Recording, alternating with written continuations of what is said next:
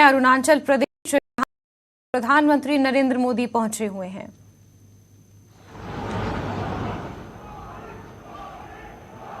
जो कमेंटेटर इसको चुनावी घोषणा कहते थे,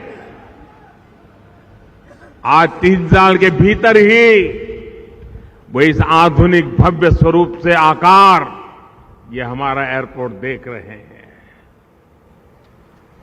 और ये मेरा सौभाग्य है कि मुझे आपकी हाजिरी में, लाखों लोगों की साक्षी में पूरा अरुणाचल आज ऑनलाइन जुड़ा हुआ है, पूरा अरुणाचल जुड़ा हुआ है।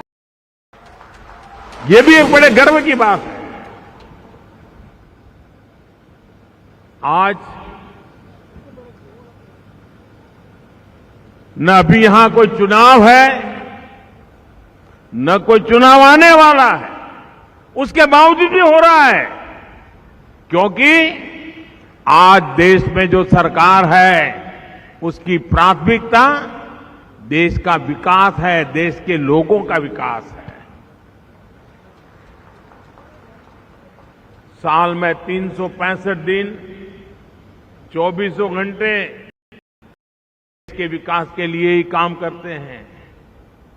और आप देखिए, अभी मैं जहां सूरज उगता है उस अरुणाचल में हूं, और शाम को जहां सूरज डूबता है वो दमन में मैं जाकर के लैंड करूंगा जी, और बीच में काशी जाऊंगा। ये मेहनत एक ही सपने को लेकर के चल रही है, जी जान से जुटे हैं, मेरा देश आगे बढ़े।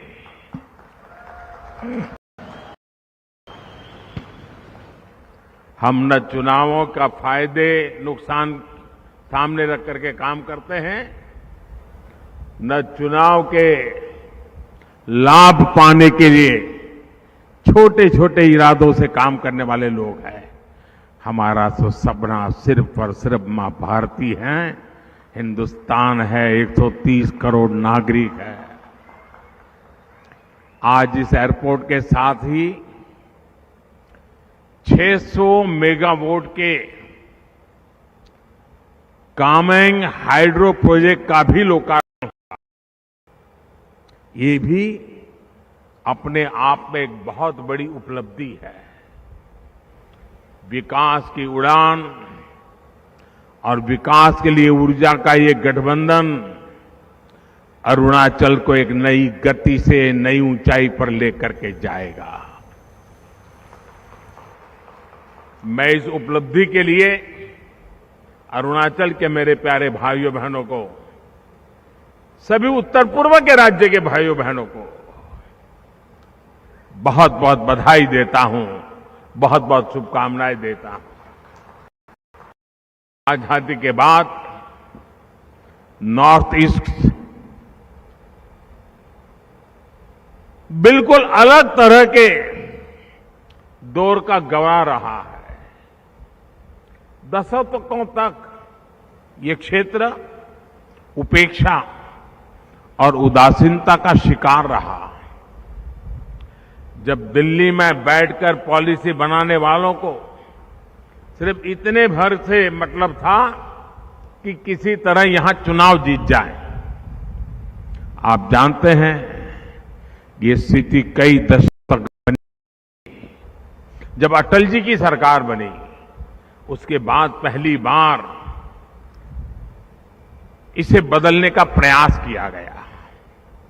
वो पहली सरकार थी जिसने नॉर्थ ईस्ट के विकास के लिए अलग मंत्रालय बनाया, लेकिन उनके बाद आई सरकार ने उस मोमेंटम को आगे नहीं बढ़ाया।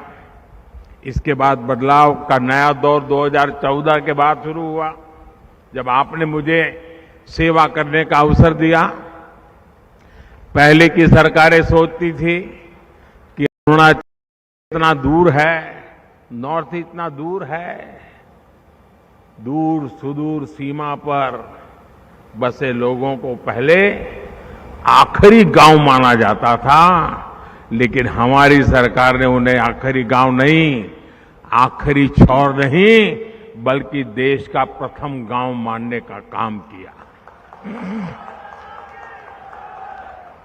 नतीजा ये कि नॉर्थ ईस्ट का विकास देश की प्राथमिकता बन गया। अब कल्चर हो या एग्रीकल्चर, कॉमर्स हो या कनेक्टिविटी, पूर्व की आखिरी नहीं बल्कि सर्वोच्च प्राथमिकता मिलती है। बात ट्रेड की हो या टूरिज्म की हो, टेलीकॉम की हो या टेक्सटाइल की हो, पूर्वोत्तर को आखिरी नहीं बल्कि सर्वोच्च